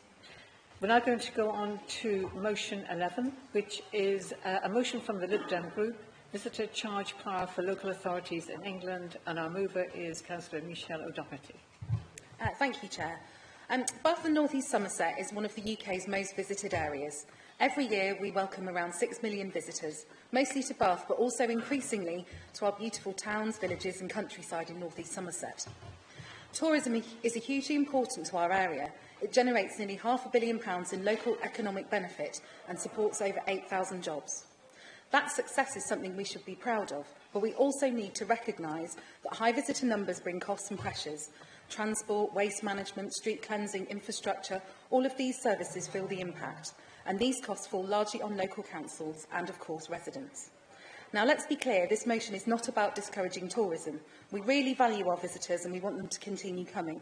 But like many European cities, we think visitors should make a small contribution towards the cost of keeping our city clean and safe and welcoming. Across Europe, an overnight visitor charge is standard practice. Many of us have paid a few euros in Greece, France, Italy or Spain, and it hasn't stopped us travelling to those places. These charges help those places improve services, protect heritage and support residents, and they are paid by visitors, not by local businesses. The UK is starting to move in this direction. Scotland and Wales are already legislating for visitor levies. Cities like Edinburgh and Glasgow are leading the way, and in England, places like Manchester and Liverpool have already set up accommodation bids. Oxford and Bristol are looking at options too, but England is actually falling behind the devolved nations. This motion is simple. It calls on government to give councils like ours the power and flexibility to introduce a visitor charge if we choose to. It will be locally designed, based on local evidence, locally retained, not clawed back by central government or the combined authorities, used to benefit residents as well as visitors, for example, maintaining public toilets, obviously a hot topic this evening, improving the public realm and supporting events. This isn't about creating a new huge revenue stream, although a modest charge per night could bring in a couple of £1 million a year to the council, which would make a real difference given the pressures on our budgets. Importantly, it's about fairness. redressing the balance between visitors and residents, and it addresses the perception that tourists come first. We know what the objections will be, that this is anti-business or a deterrent to visitors, but the evidence from abroad is clear, it isn't.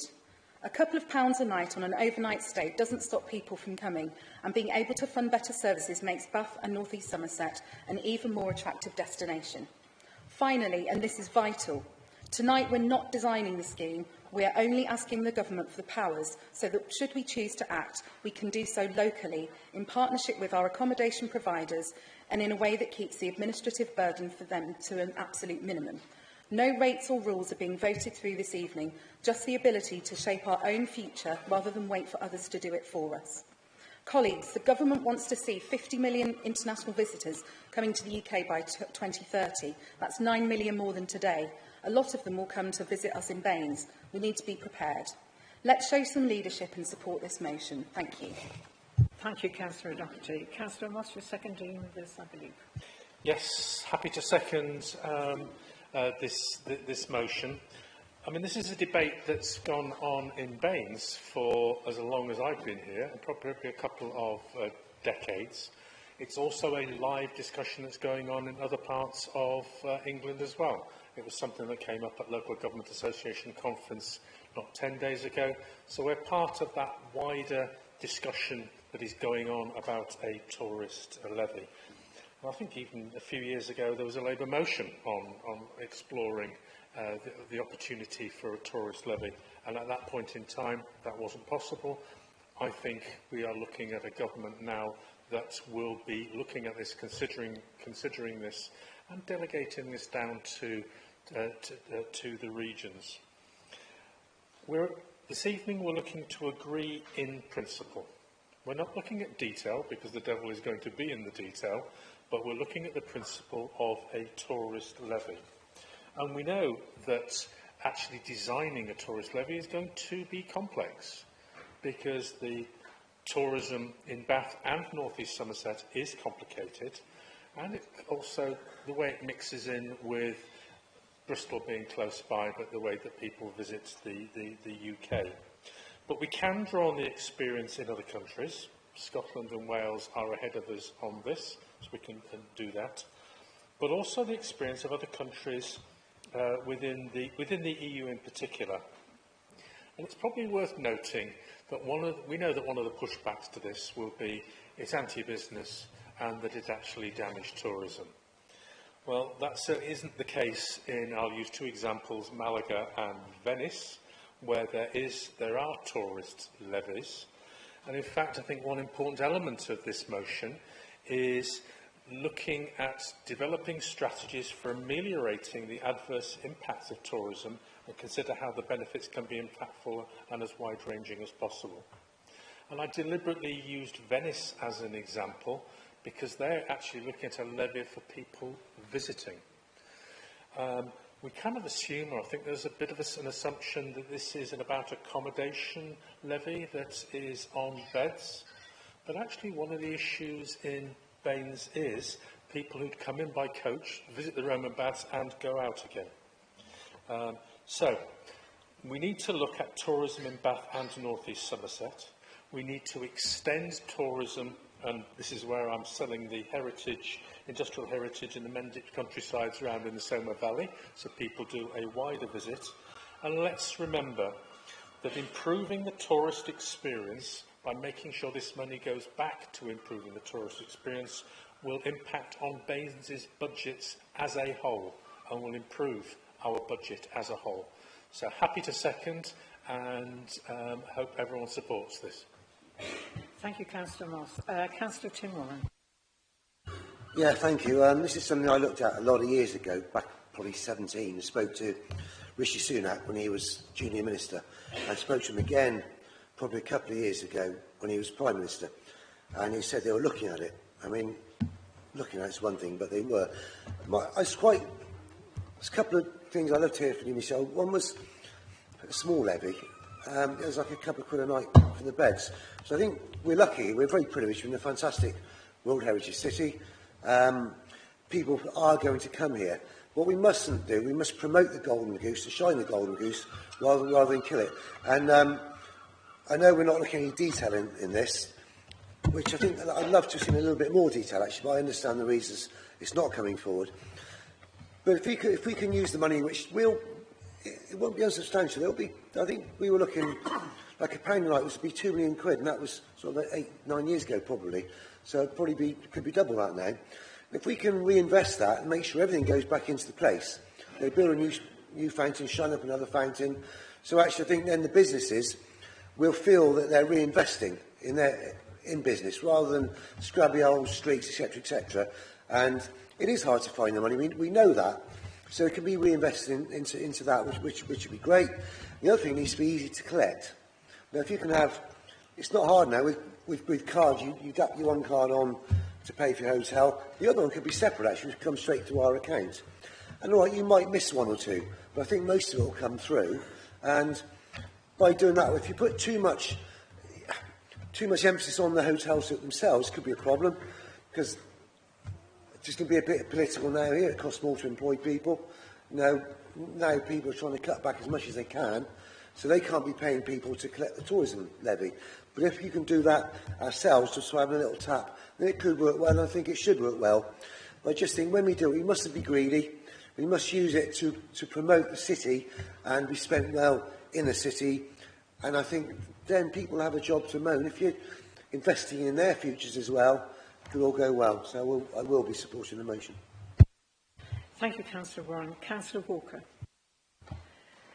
Thank you. In principle, I will be supporting this motion, but I have some concerns. The tourist tax in England could disproportionately affect lower-income individuals and families, potentially hindering their access to recreational activities and travel. It will also impact on the cost of living for residents in tourist destinations. A tourist tax, as we know, is added to accommodation costs. Could make travel and leisure activities more expensive, potentially pricing out low-income families and individuals from visiting tourist destinations. For residents in popular tourist areas, a tourist tax could contribute to a higher cost of living, especially if it leads to increased prices for goods and services. While tourism can benefit local economies, it can also create pressures on public services, infrastructure and housing, and tourist tax could offset these costs. However, the poorest residents may not benefit from the increased revenue generated by the tax. Consumption taxes like tourist tax can place a heavier burden on low-income households. Some businesses may benefit from increased revenues. Offers, particularly these catering in budget-conscious travellers, could suffer from a decline in visitors. Careful consideration needs to be given to the design and implementation of tourist tax to ensure it's fair and does not disproportionately burden low-income individuals and families. Consideration should be given to providing exemptions and subsidies for low-income individuals and families to ensure they can still access tourism and leisure activities in Baines. Thank you, Councillor Walker. Councillor Hughes. Thank you. In principle, I support this. I think it's an option that we should have available to us as a financial tool. Whether we should then actually use it is going to take a lot more debate, and I suspect a lot of work in parallel. Any tax on tourists, regardless of the amounts, could be perceived to be a negative action. So it's vital that the money raised is used to target improving a visitor experience and not spent repairing pavements and potholes. We recently saw how vibrant Bath can be. We had Robbie Williams playing in the Royal Crescent, and we had the Bath Rugby Victory Tour. It'd be great to use this to find other ways to encourage more visitors to stay overnight rather than the daily coach trips that we see. But I fully support this motion. Thank you, Councillor Hughes. Councillor Guy. Thank you, Chair. Obviously, we won't go into the detail here, as Councillor Dockery has pointed out, but I think it's really important to stress that this is Bath and North East Somerset taking a national English lead. This is not us on our own. This is supported particularly by the City of Cambridge, and we're pushing it on behalf of those great tourist cities of England. So we're not acting alone, and all we're doing is asking for the government to give us a fair deal, because at the moment, English cities are being shortchanged. So it's asking for a fairer deal for the English cities. Thank you, Chair. Thank you. If there are no more speakers, Councillor O'Doherty, would you like to sum up? Okay, thank you. Just to address a couple of the comments that I've heard this evening, thank you for indicating that you're all very supportive of the motion. That's great. I think we've seen it how it works in other places. So, I've visited Greece, stayed in very basic accommodation. I paid 50 cents a night on a 2-week holiday. That was €3.50. I can forego 1 pint of beer to pay for that. I'm sure most people can. And I think that it's I think that, in my head, that's how I would envisage it. And I think that if you're staying in sort of cheaper accommodation, your charge will be less. And I think that's how it works in most places. I think that it will be down to the classification of the accommodation. I think you're right, it needs to be easy to collect. Again, we can look to other places to see how that's done, to see how they've made it work, because they do make it work. And also negative action on tourists and about it deterring tourists. Well, the evidence shows that that's not the case. So I think that, again, we're not looking at the detail this evening. We're just asking in principle for your support in asking the government to give us the powers, so then we can then talk about these things and decide how they're going to work locally and make sure they work for us and our residents and the people that come and visit us every year. Because I think we have to recognise that we are very lucky to live in a beautiful place like we do. People want to come and visit it. I didn't grow up in a place like that, so I'm very proud to live here. But we also have to recognise that those visitors do have an impact on our local area. And actually, if we're talking about poorest households not benefiting, if we can pay for things like public toilets and better improved outside spaces that people can access for free, I think that benefits them really well, actually. So let's move to the vote. Thank you. We'll now proceed to the vote.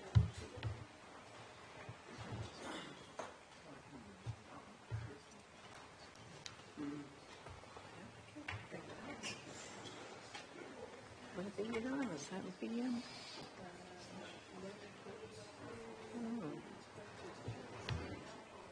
two haven't voted. Oh. What does that mean? I'm thinking about it. I didn't know you had Welsh links. I didn't know you had links with Wales. Oh, apologies about the English victory then. Oh. Okay, we've had another unanimous vote, so thank you, everybody. We will now go on to agenda item 12, which is the motion from the Labour Group about public toilet provision. I do ask you to keep your remarks clean, please, and when we're discussing this. I'm sure you will. And we have Councillor Moss, who's going to move this. Thank you very much. Moving this motion on behalf of the Labour Group. Sorry. I hope everyone has got their lube bingo cards out, because I'm sure that they, someone somewhere will get a full house on this, because every joke, every pun that you've ever heard about loos will come out this evening, and I'm sure that we'll even flush out some new ones. So, and it's... Point of order. Can you get on with it, please, Councillor Moss? It's better to be laughing about this subject and talking about it than not talking about it, because it is potentially a difficult and as I say, potentially embarrassing issue.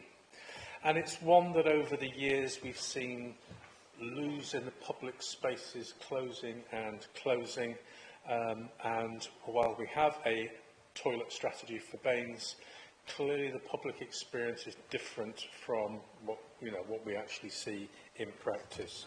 And there's two elements that I actually want to highlight. First of all, and it's a neat coincidence that we're talking about a tourism levy and then we're talking about loos in the public space.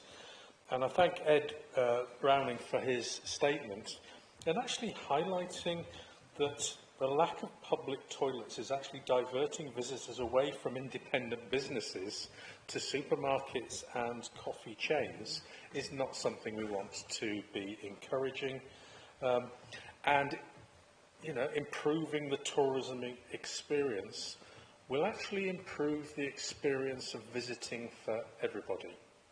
Because visitors, and I'm very specifically at this instance, talking about Bath.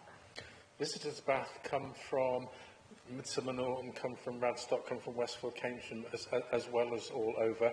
Yes, and Whitchurch, sorry, Paul has reminded me there.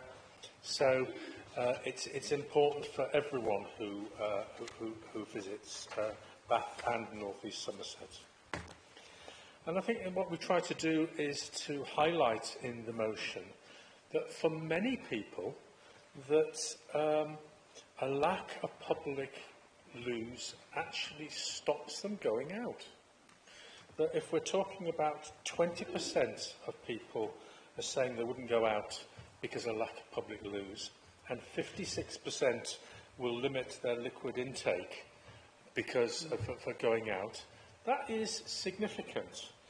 And, you know, we're talking about taking children out here as well as maybe people who are older or with a disability.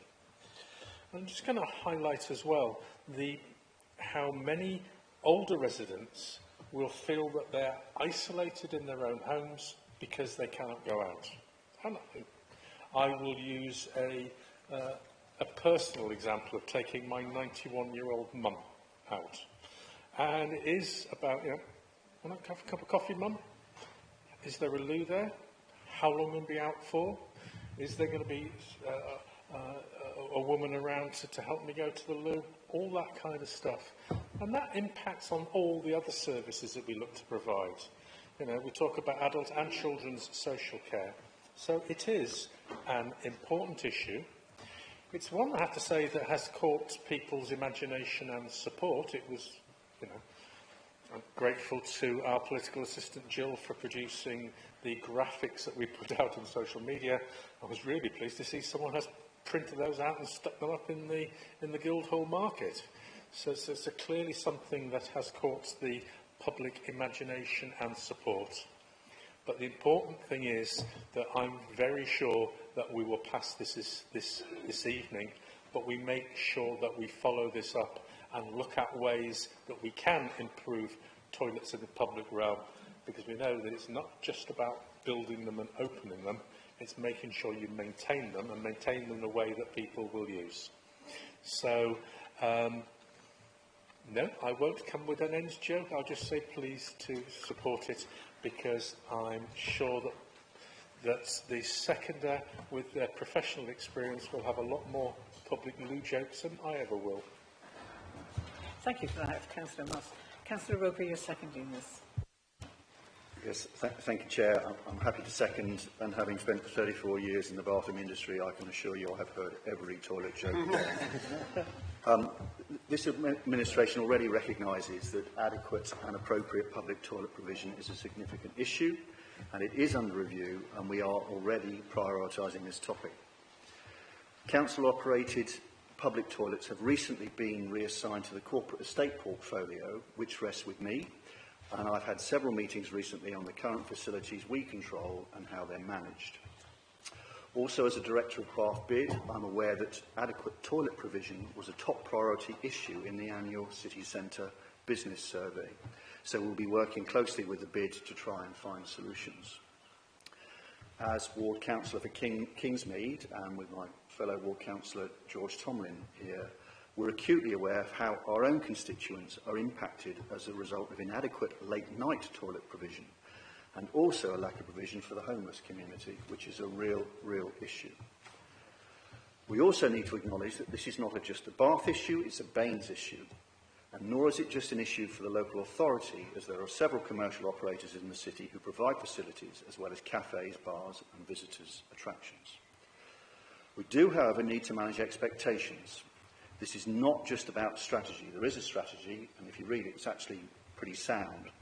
It does need reviewing, but it's not just about strategy, it's about delivery and ongoing operational costs, as Councillor Moss has said. And there are huge challenges in facilitating an adequate public toilet provision. And this isn't just a problem for Baines, it's a national problem. And you can visit London, parts of London, it's toilet deserts, there's nowhere to go to the loo. It's also a problem that the Council really can't solve on its own. So in reviewing this strategy, we need to engage with our wider communities and businesses, and we must also make adequate facilities for the less able, make that a top priority. The powers to compel are currently lacking. I won't go into the details of that, but this is problematic. And so the solution is going to require adequate funding, which is why we're keen to establish some sort of visitor charge, has been mentioned, for the city, so that some of this money raised can go towards funding the facilities that so many tourists come to expect. And this would also be of huge benefit to residents as well. But be in no doubt, we will face a huge challenge on providing the necessary funding to significantly improve and increase the current provisions. The issues we face are not just about funding. I cannot overstate the significance of vandalism and antisocial behaviour. Our existing facilities are subject to significant vandalism, and in some cases, within a matter of hours of being repaired, they're shut again. This has resulted in the recent closure of Monmouth Street toilets operated by the Council and the Podium car park toilets, which are controlled by Strathclyde Council Pension Fund. I'll be striving to get these reopened, but if they are vandalised again in a matter of days, we're back to where we started. And there are societal problems at play here, for which the solutions are extremely complex. So to conclude, we are aware of the issues. We look forward to working with all communities and stakeholders to try and find viable solutions, but I'm happy to second the motion. Thank you. Thank you, Councillor Rupert. Councillor Ball. Thank you, Chair. I appreciate the opportunity to discuss the current state of public toilets, not just in Bath and North East Somerset, but nationally. It's no secret these facilities have unfortunately become targets of vandalism and criminal activities, including graffiti, damaged fixtures and other illegal activities. Consequently, our council-run toilets have been inoperable for extended periods, causing significant distress for both residents and visitors alike. The damage inflicted by a few individuals has far-reaching impact.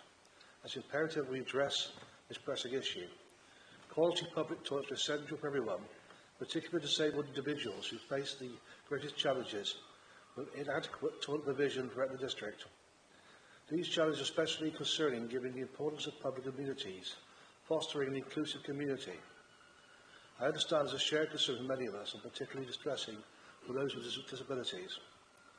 I believe responsibility for providing clean and functional toilets should not rest solely with the Council. Instead, there should be a collaborative effort with businesses, especially in Bath, where many establishments benefit from the influx of shoppers and tourists. By working together with businesses, we can create a more welcoming environment for everybody.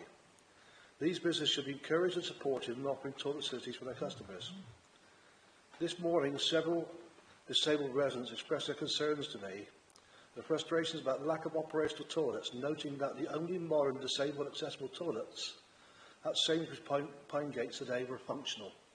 This situation reflects poorly on our area, and it's clear we must strive to make improvements. It is disheartening to hear such concerns, and it underscores the urgency of our efforts. Let's work together to ensure we have appropriate accessible toilets for everyone.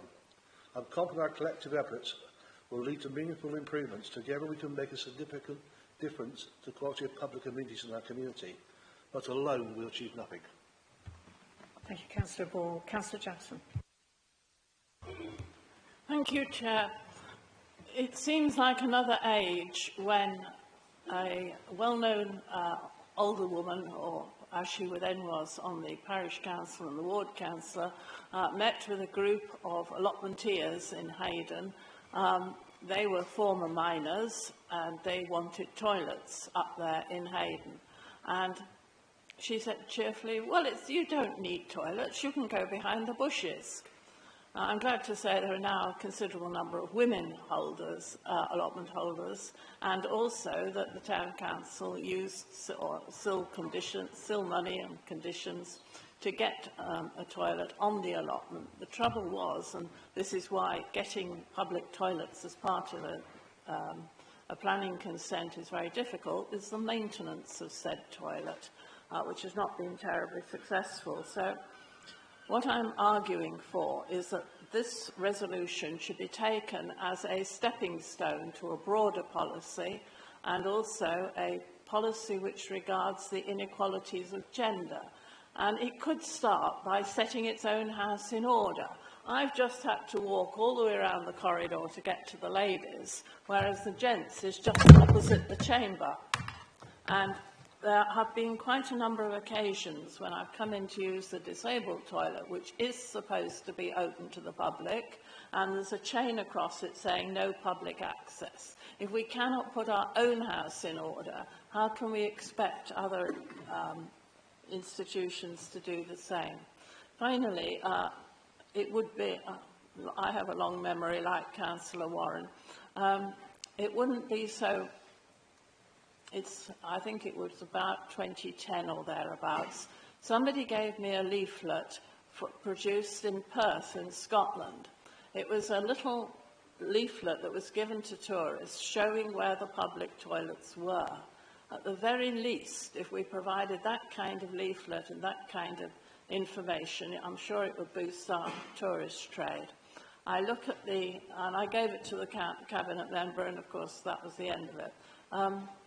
But I look at the weather map and I see all these places in Somerset that I've never been to.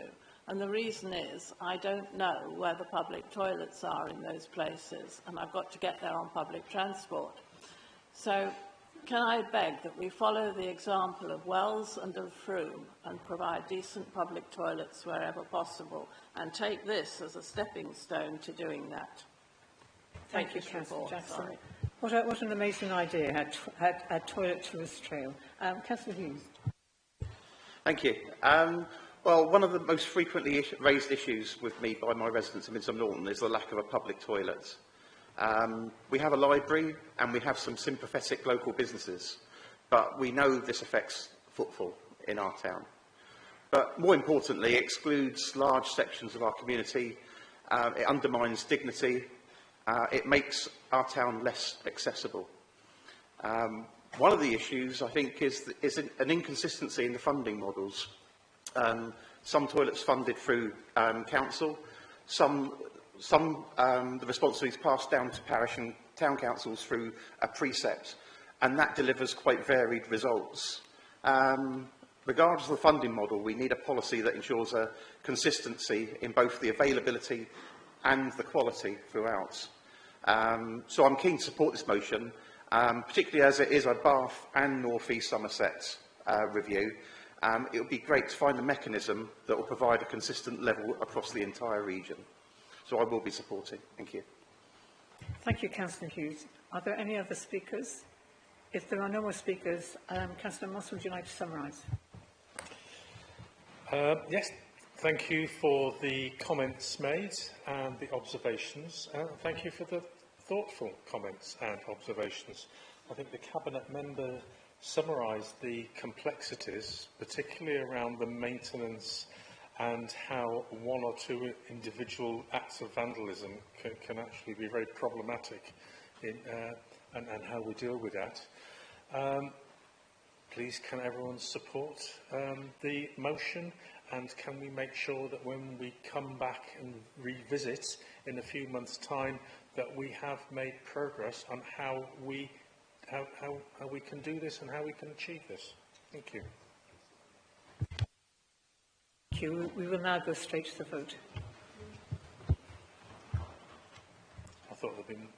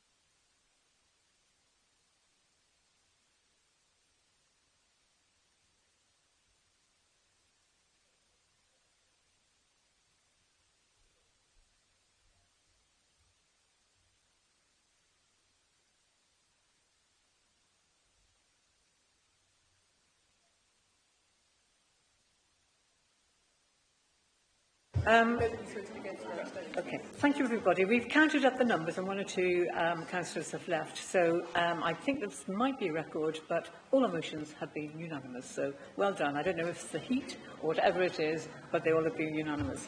We are now going on to the last item, which is agenda item 13, which is a statement from Councillor Duncan Hansel. Councillor Hansel. Thank you, Chair. I'm pleased to report to Council the progress that has been made on reopening a railway station at Salford as part of the vision of Metro West. That is, frequent commuter services crisscrossing our sub-region.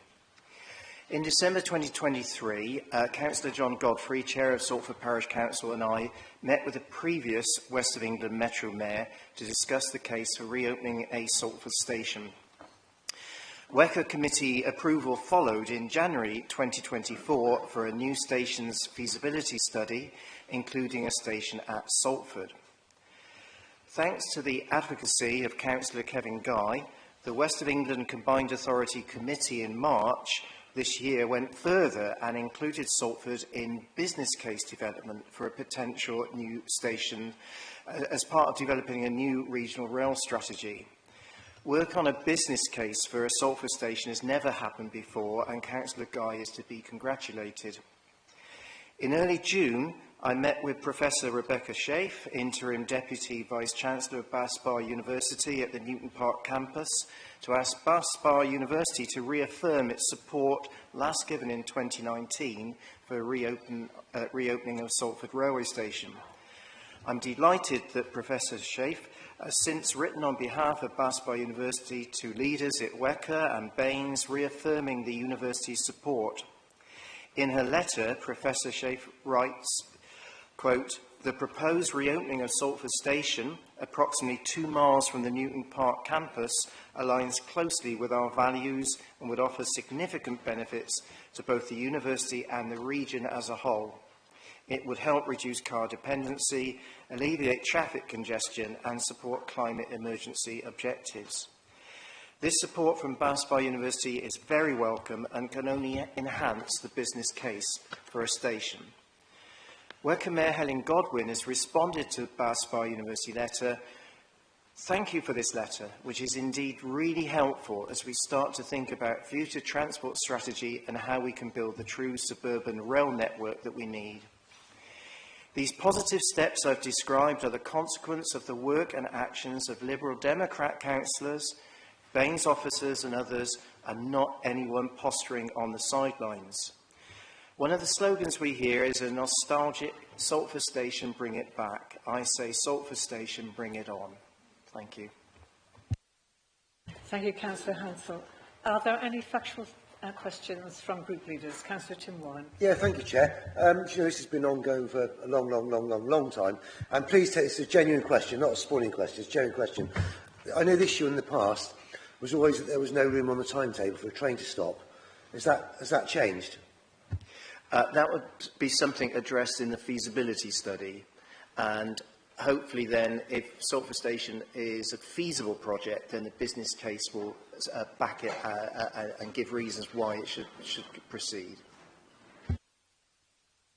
Thank you. Are there any more factual questions? If there are no more factual questions, just to inform Councillor Hansel, is that statement will be referred to the relevant Cabinet member for a reply.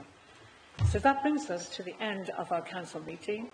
I think some of us will be anxious to get home for the football, but just to close the meeting at 8:30. Thank you very much, everybody. Thank you.